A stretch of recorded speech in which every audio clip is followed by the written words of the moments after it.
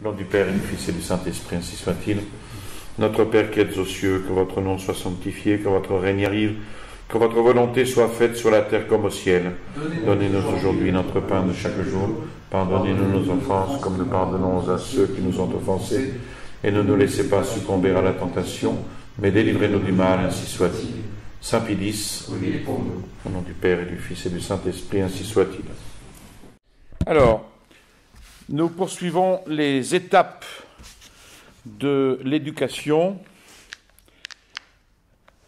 Rappelez-vous que nous avions commencé par le bébé, ensuite la petite enfance de 3 à 7 ans, et nous abordons aujourd'hui l'âge de raison, ensuite l'âge ingrat et l'adolescence.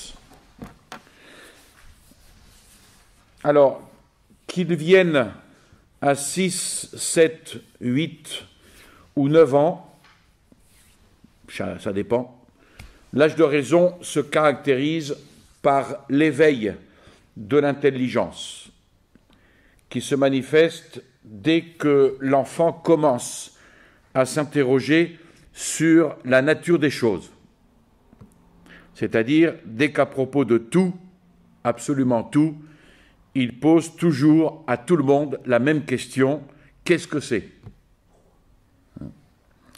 Et il ne se contente pas qu'on lui réponde en nommant la chose, mais il réclame qu'on lui en explique la nature.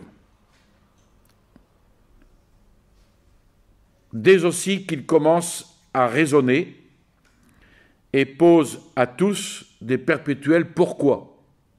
Vous le savez, hein.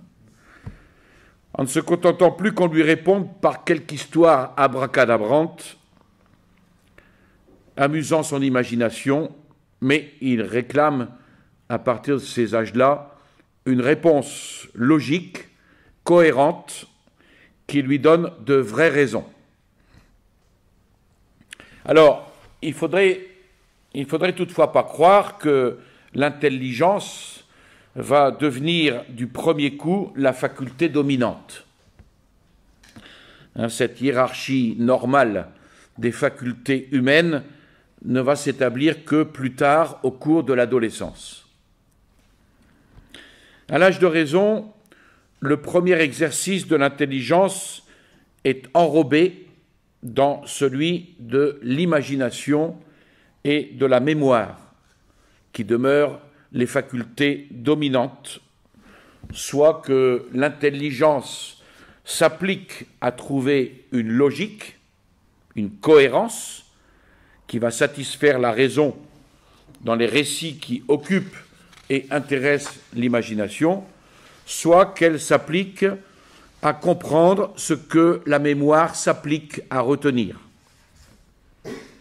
L'intelligence ne saisit donc alors des idées abstraites qu'à propos de cas particuliers et d'exemples. Et elle ne saisit des raisonnements que sur des exemples et des applications.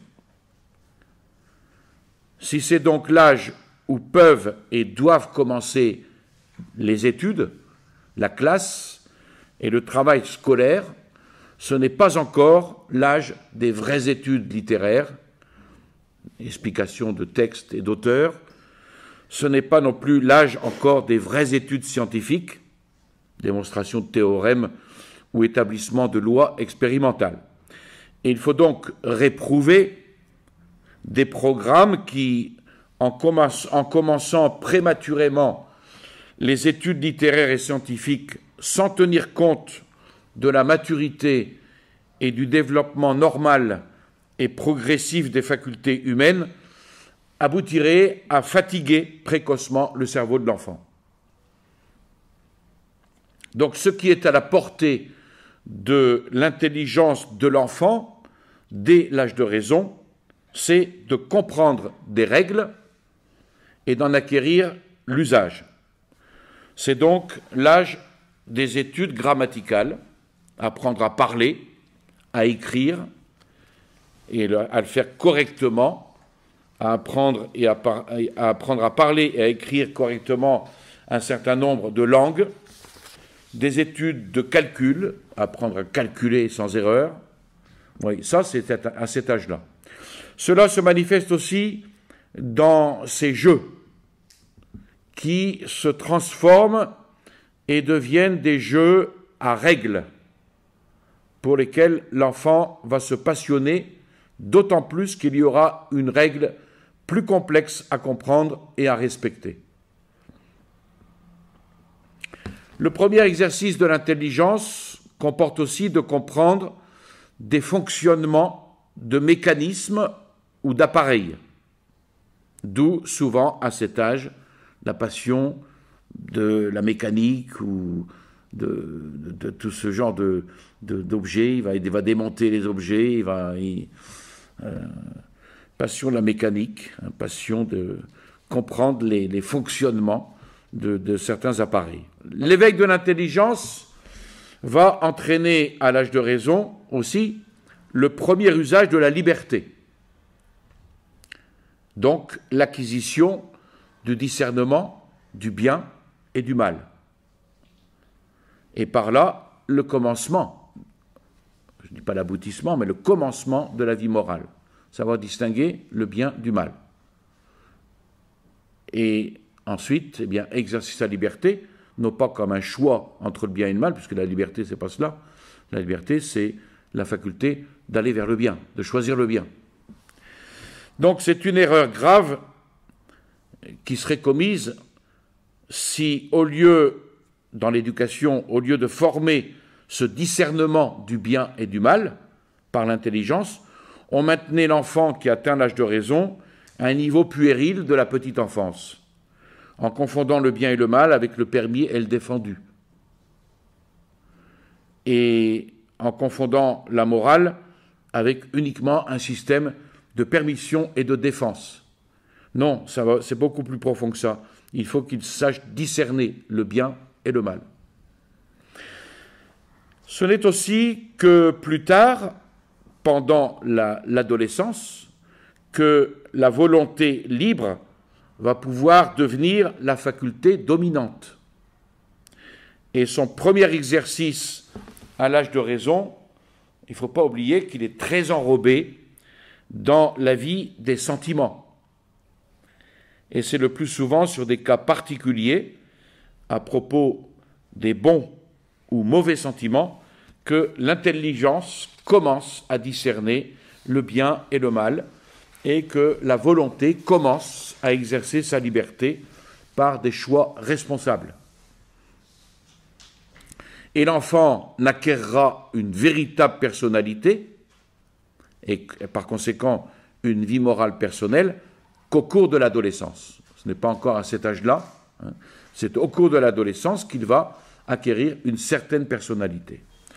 Donc son premier discernement du bien et du mal, à l'âge de raison, est très lié aux règles de vie et de conduite de son milieu familial, de son milieu scolaire, dont il devient capable de comprendre les raisons et le bien fondé, et de discerner des applications sur des cas particuliers et des exemples.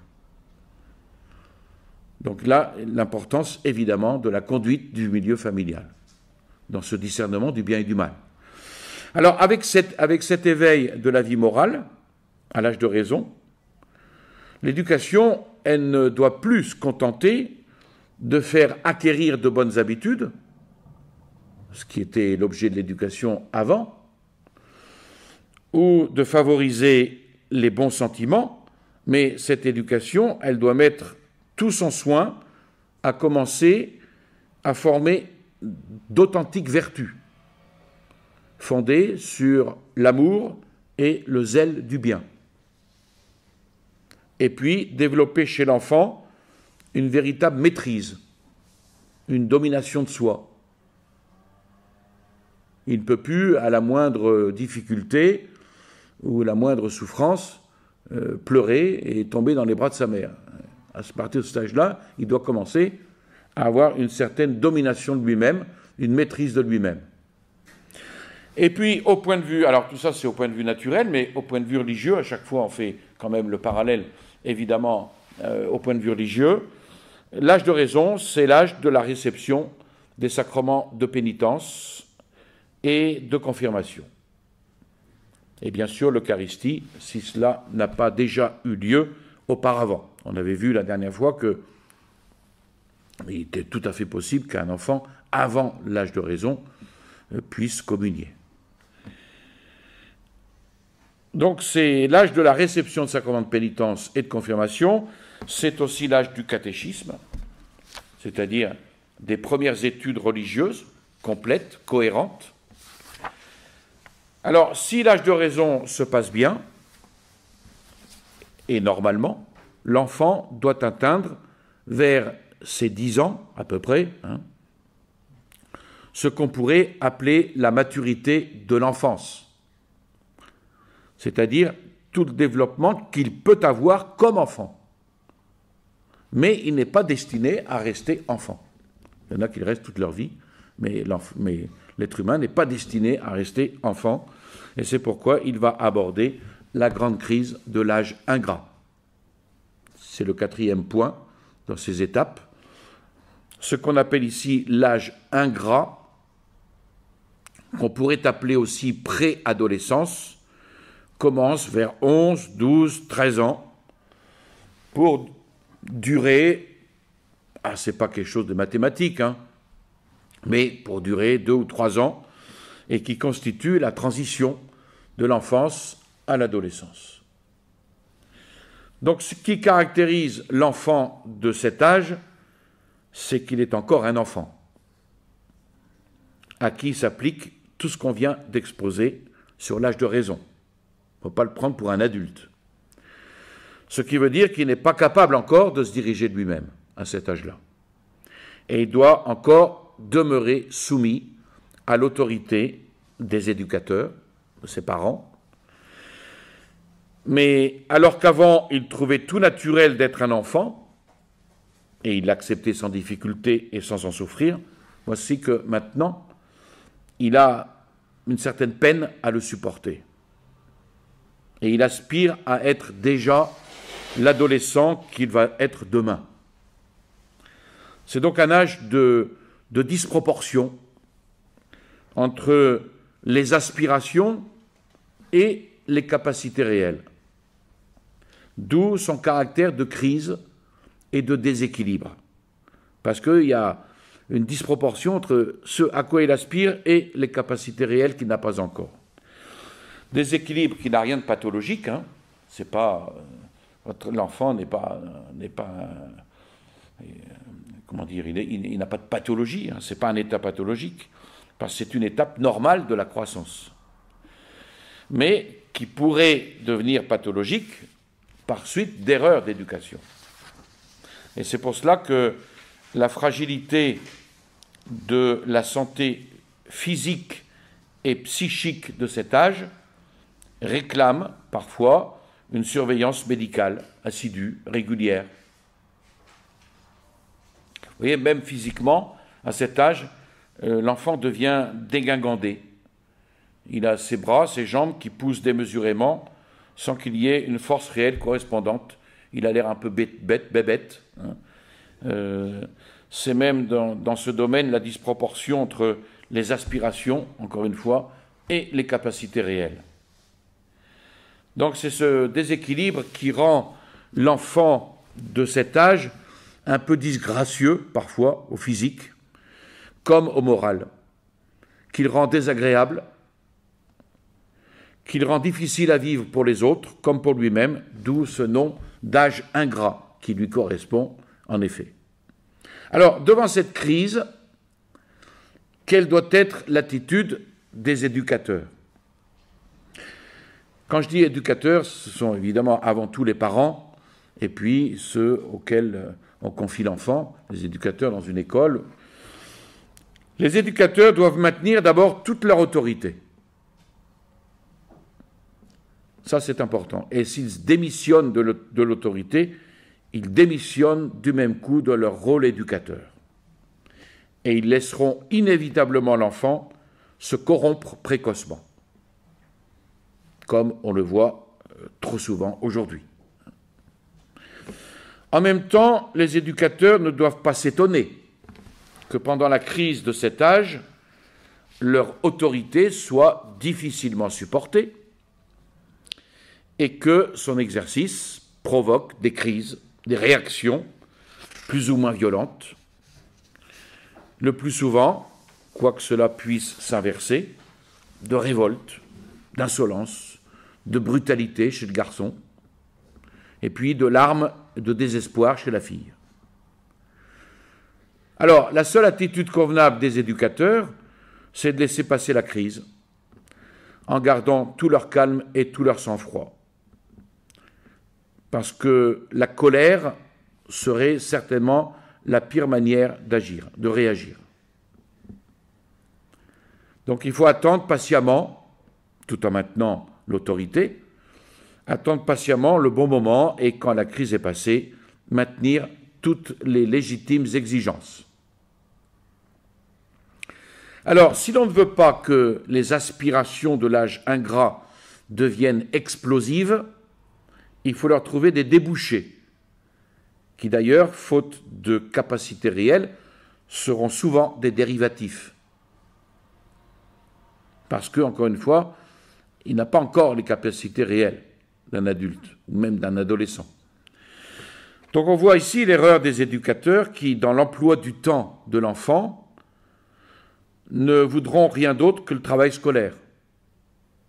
Alors, bien sûr, ils doivent exiger que le travail scolaire soit fait et bien fait, en son temps, avec régularité, méthode, avec application, avec soin. Ça, il n'y a pas de discussion. Mais ils doivent laisser place aussi à autre chose dans l'emploi du temps de l'enfant.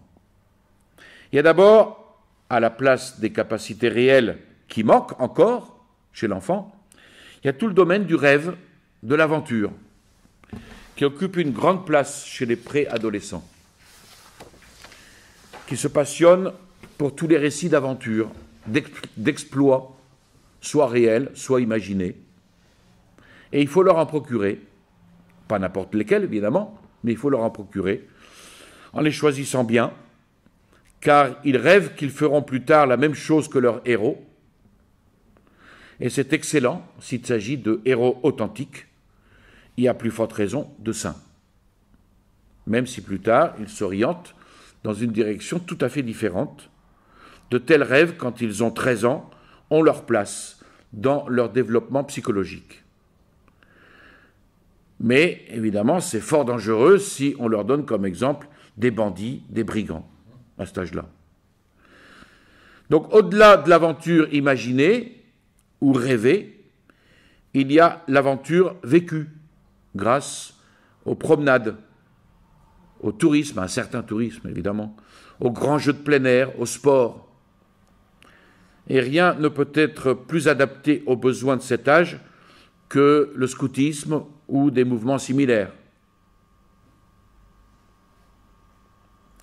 Puis, il y a toutes les activités bienfaisantes ou sociales qui formeront l'enfant à se dévouer. Il y a aussi toutes les manies, les marottes, qui sont très caractéristiques de cet âge ingrat. La manie de collectionner, qui n'est pas en soi mauvaise, la manie de collectionner des timbres, à cet âge-là, ou des papillons. La manie de parier pour le vainqueur d'une course ou d'un championnat. Alors, à condition, bien entendu, que ne laisse pas l'enfant parier de l'argent, ce qui serait profondément malsain et dangereux, et puis les passions de bricolage aussi. Ceci nous amène à la 5e étape, qui est l'étape de l'adolescence. L'adolescence commence normalement vers 14, 15 ou 16 ans, pour durer 3 ou 4 ans. Bon, d'une manière générale. Il y a aussi des adultes qui restent de grands adolescents. Ce qui caractérise cette adolescence le plus profondément, c'est qu'il faut, pour que l'être humain devienne adulte, que s'établisse progressivement pendant l'adolescence la hiérarchie normale des facultés humaines, c'est-à-dire que l'intelligence et la volonté y deviennent des facultés dominantes. Sinon, l'être humain va rester toujours psychologiquement enfant ou adolescent, ce qui ne serait pas normal et contraire à l'éducation. Donc cela se manifeste au fur et à mesure que l'adolescent devient capable de penser, de juger, de vouloir et de décider par lui-même.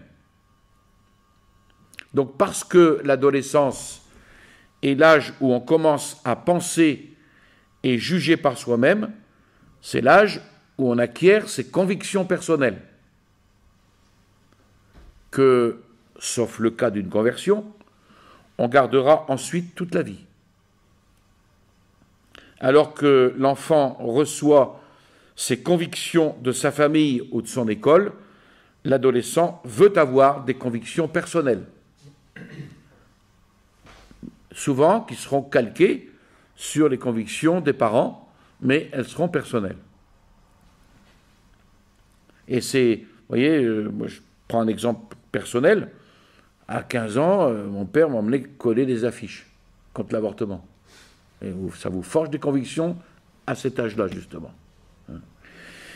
Rien que cela suffirait à donner une extrême importance à la période de l'adolescence dans la formation et la destinée d'un être humain, alors que les structures psychologiques inconscientes se constituent principalement pendant les périodes du bébé et de la petite enfance. La vie psychologique consciente, celle dont on est responsable et qui sera source de la personnalité, elle se constitue principalement pendant l'adolescence.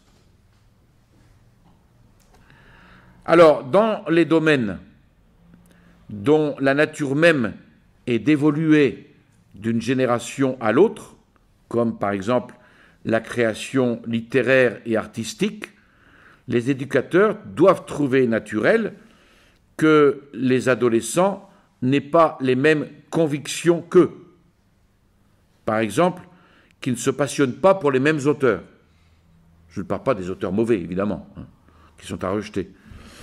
Quant aux vérités immuables d'ordre philosophique, moral, religieux, qui commandent toute l'orientation de la destinée humaine, là, les éducateurs doivent avoir le souci que les adolescents les gardent comme des principes de vie, et notamment les éducateurs chrétiens doivent avoir le souci que les adolescents restent chrétiens.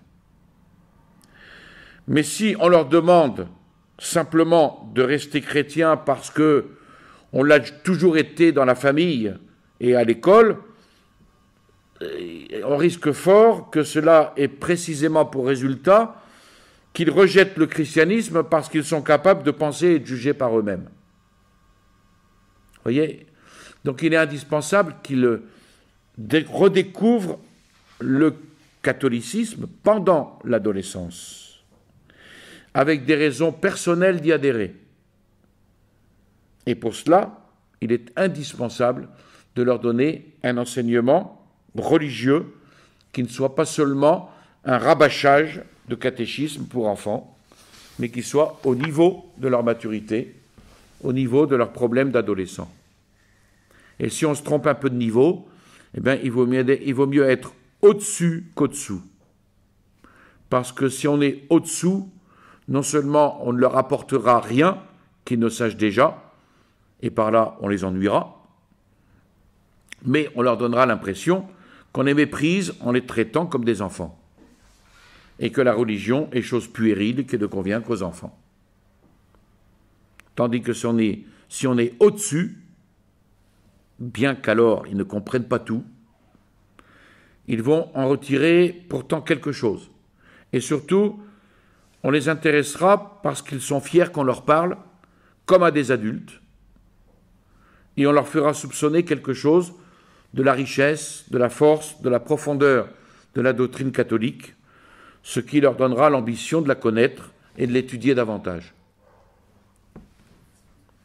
Donc il résulte de là que, dans l'emploi du temps des adolescents, il faut donner une place suffisante à un enseignement religieux à leur niveau, d'où le crime d'un bachotage qui n'admettent rien d'autre dans la vie de l'adolescent que l'entraînement en vue d'un examen et excluant tout ce qui n'est pas du programme de cet examen,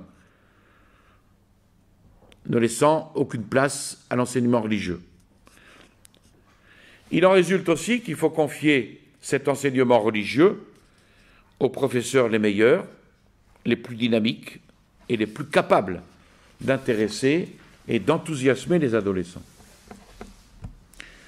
Alors, on objectera plus tard, peut-être qu'il y a quelques siècles, les adolescents ne recevaient pas tous un tel enseignement religieux et qui pourtant restaient chrétiens.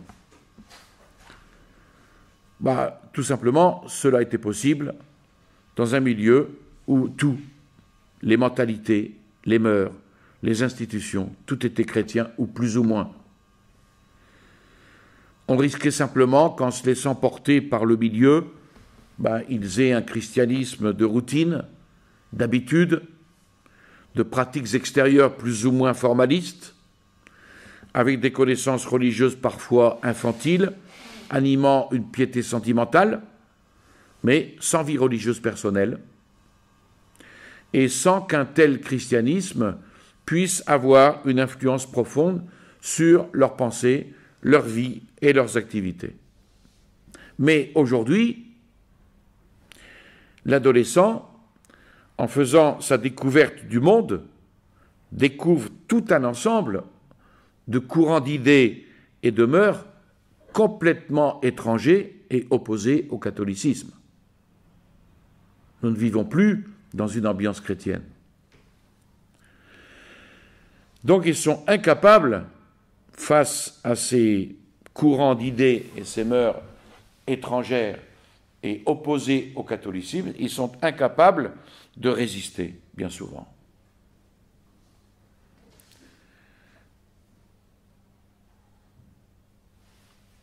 Surtout s'ils sont restés au niveau du catéchisme élémentaire pour enfants.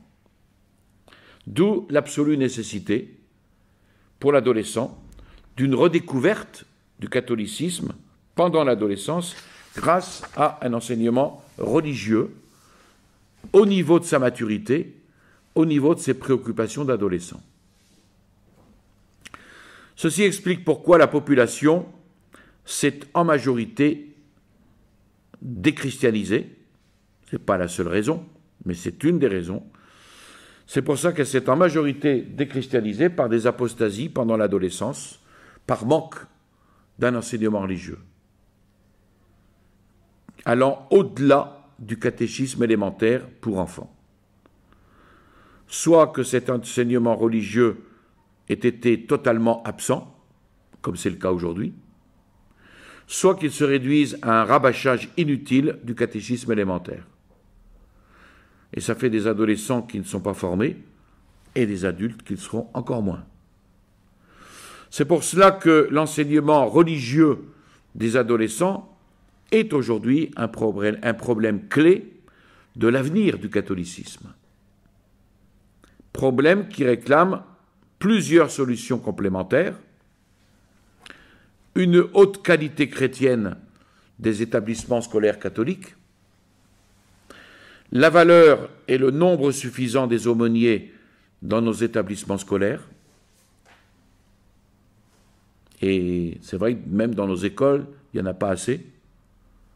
Moi, j'étais dans une école à Combreux, chez les Pères de Saint-Vincent-de-Paul. J'ai passé mon bac en 1975. Il y avait 14 prêtres pour 100 élèves. Il y avait 14 prêtres dans l'école. Les groupes et mouvements catholiques d'adolescents. Alors, c'est vrai que les élèves, 14 prêtres, ça allait de tous les âges. Et ils pouvaient choisir leur confesseur, leur directeur spirituel, etc. Il y avait ils n'étaient pas tout le temps là, mais ils étaient là. Ce n'est pas dans les classes élémentaires que l'enfant a le plus besoin de l'école catholique, bien que ici il soit inconcevable qu'un enfant ne soit pas dans une école catholique totalement indépendante de l'État. Car la famille, si elle est profondément catholique, le catéchisme du prieuré peuvent lui suffire. Mais c'est pendant l'adolescence, à l'âge de l'acquisition des convictions personnelles, qu'est le plus nécessaire une école libre, vraiment catholique.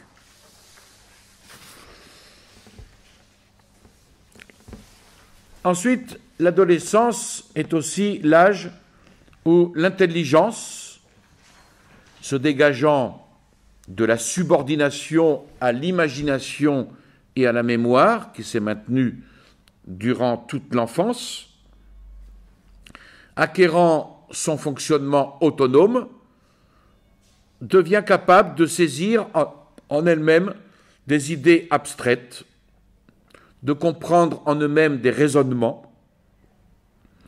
Et c'est donc alors, et alors seulement, que devraient commencer les vraies études littéraires et scientifiques. C'est une étape essentielle dans le développement d'un être humain que la première fois où son intelligence saisit quelque chose comme universellement vrai, quel que soit le cas particulier, parce que résultant d'une nécessité de la nature même des choses que lui découvre le raisonnement. Par exemple, l'enfant peut comprendre que la somme des 3 angles d'un triangle euclidien fait 180 degrés, en vérifiant la règle sur un certain nombre de cas particuliers. Et il peut savoir utiliser cette règle dans ses calculs. Mais quel moment solennel, au seuil de l'adolescence, quand, en comprenant le raisonnement qui démontre ce théorème, il comprend par là que cela résulte de la nature même du triangle euclidien et que c'est donc nécessairement et universellement vrai pour tous les triangles. Et dans cet exemple, il s'agit d'un raisonnement déductif. Mais il faut prendre garde à ne pas confondre le raisonnement inductif avec une série plus ou moins longue de vérifications, parce que la véritable induction découvre au moyen de l'expérience la nature des choses et ses nécessités. Et ce qu'on vient de dire concerne l'intelligence spéculative. Pour l'intelligence artistique, c'est avec l'éveil du véritable jugement esthétique, dans la saisie de la beauté en elle-même, dans la conception créatrice de l'œuvre d'art, que l'adolescent va commencer à découvrir d'authentiques natures des choses, d'authentiques nécessités intelligibles, à travers les arrangements des mots, des sons, des mouvements, des lignes, des couleurs, des volumes. Pour l'intelligence technicienne, artisane ou ouvrière, l'adolescent va commencer à découvrir d'authentiques nécessités de la nature des choses, saisissables par l'intelligence, dans l'utilisation de ces nécessités par l'homme, réalisant sa domination de la matière et de la nature à son service.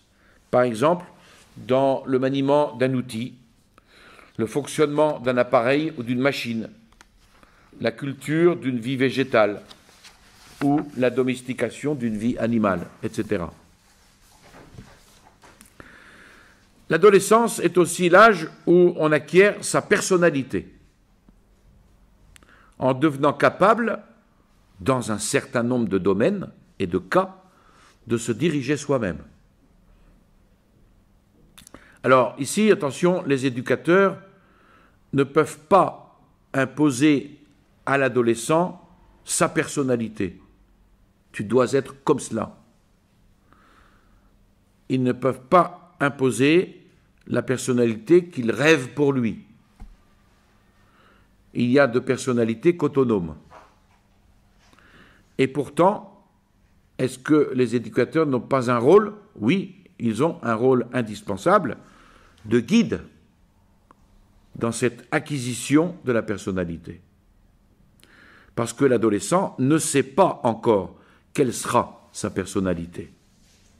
Il la cherche en tâtonnant et il peut très facilement s'embarquer sur de fausses pistes où il va perdre du temps et peut-être même s'intoxiquer profondément. Donc, ici, le rôle des éducateurs comme guide. Les éducateurs doivent donc se mettre à l'écoute de cette personnalité naissante, même si elle est très différente de ce qu'ils auraient souhaité, pour l'aider à se dégager et à se manifester selon ses propres voies. Mais encore une fois, cela suppose que les éducateurs laissent l'adolescent faire l'apprentissage de sa liberté, de son indépendance, entendez bien dans quel sens ici, dans tous les domaines où il se révèle capable, comme son âge en éprouve impérieusement le besoin naturel, ce qui ne doit pas, évidemment, empêcher les éducateurs, c'est une évidence, ce qui ne doit pas les empêcher de maintenir fermement leur autorité partout où l'adolescent n'est pas encore capable de se diriger lui-même.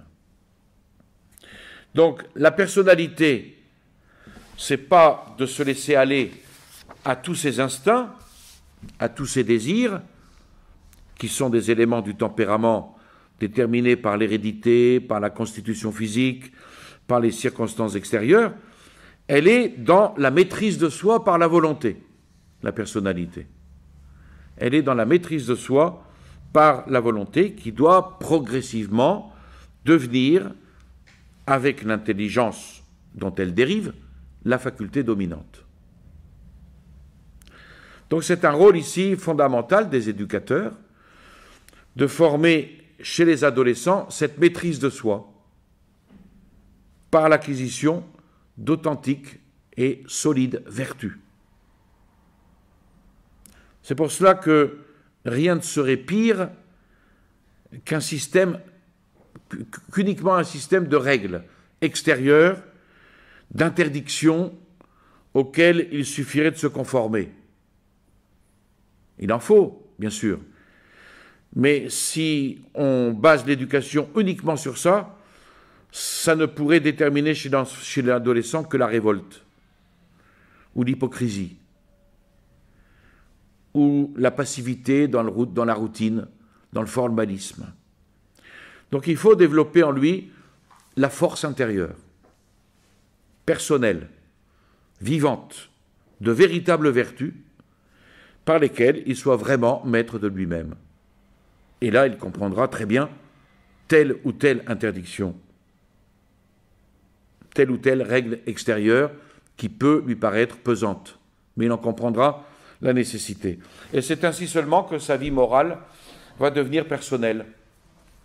Elle va devenir intégrée à son être le plus profond, et non pas quelque chose de purement extérieur.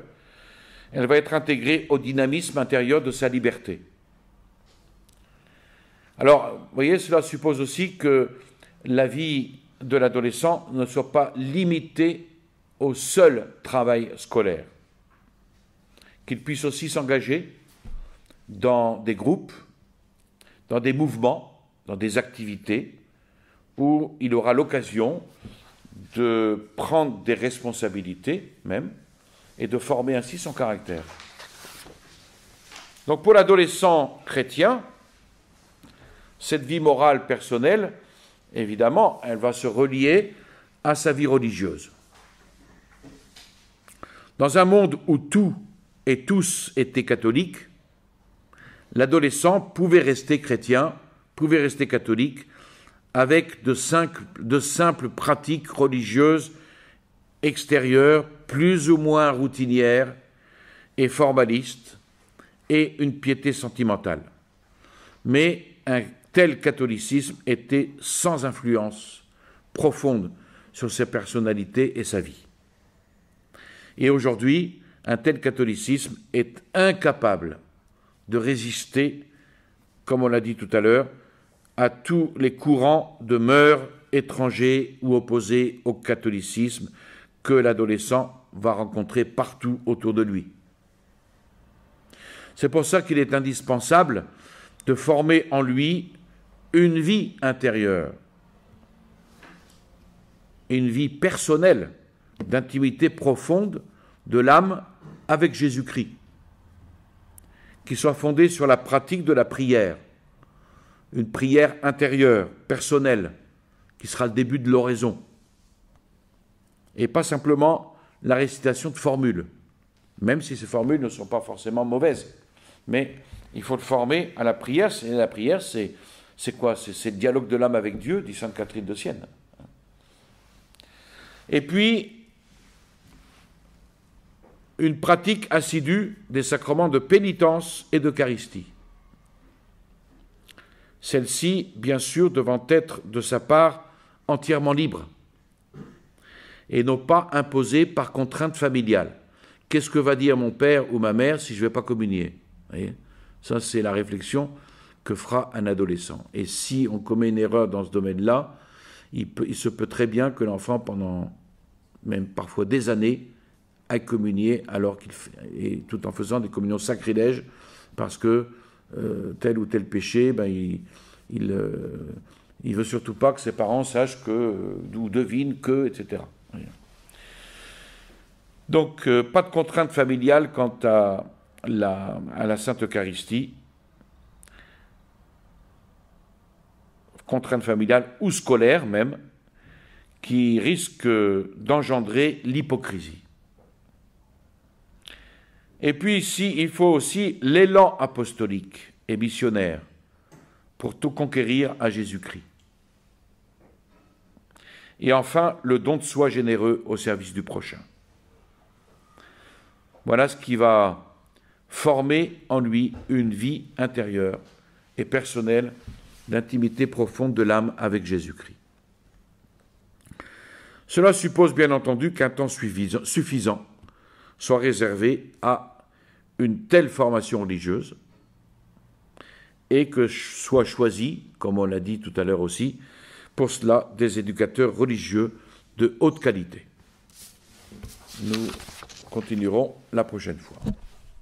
Je vous salue Marie, pleine de grâce, le Seigneur est avec vous.